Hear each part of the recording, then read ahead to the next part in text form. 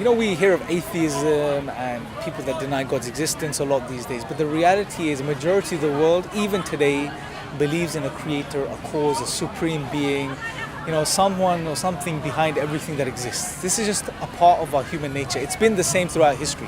Throughout history, majority of the world has always believed in a creator or cause. It's just natural. It's a part of our nature. However, many of us don't recognize and understand who this creator is. And it's very difficult to know everything about him ourselves. Yes, a part of an understanding of him is within our nature. The knowing that there is a creator, a cause, right? And to an extent, his oneness too. But to really get to know him, the only way we're going to do that is through revelation. When he himself, God himself, sends revelation.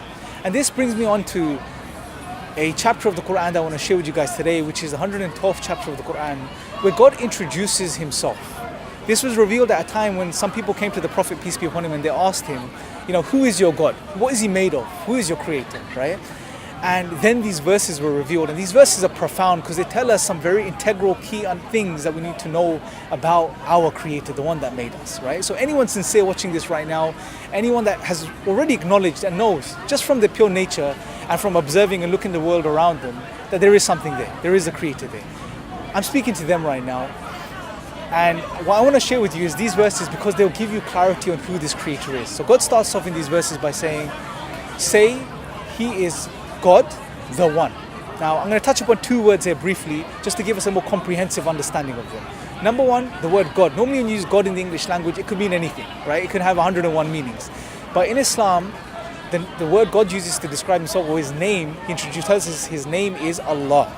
Now Allah is the deity worthy of worship. He is the only one worthy of worship, the creator of everything that exists. He is the only true cause, the only creator. There is no other creator. So when I'm saying God, I'm referring to Allah. That's his name, okay?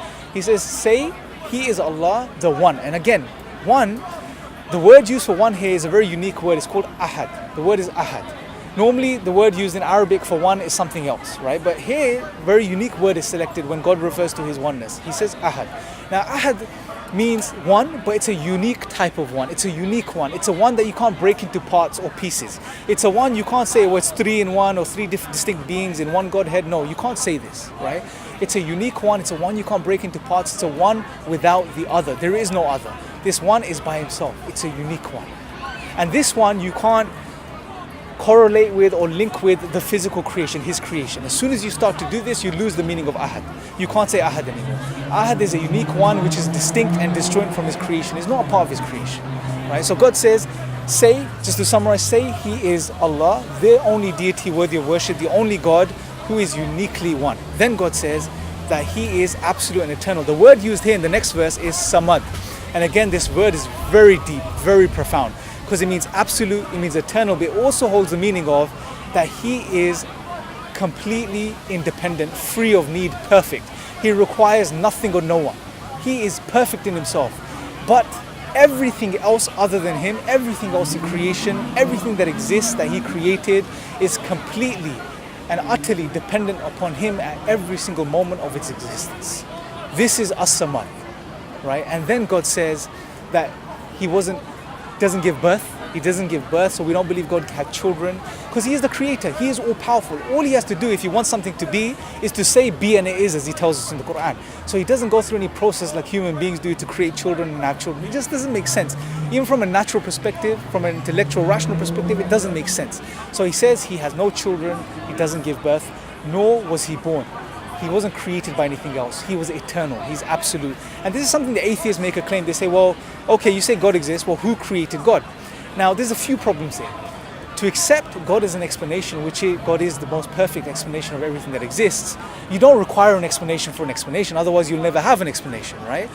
That being understood, putting that aside, the simplest way to answer them is, well, we don't believe in a created God. We're not postulating a created God. So why are you arguing for a created God? We believe in an eternal God who has no beginning, who has no end, who is the first cause.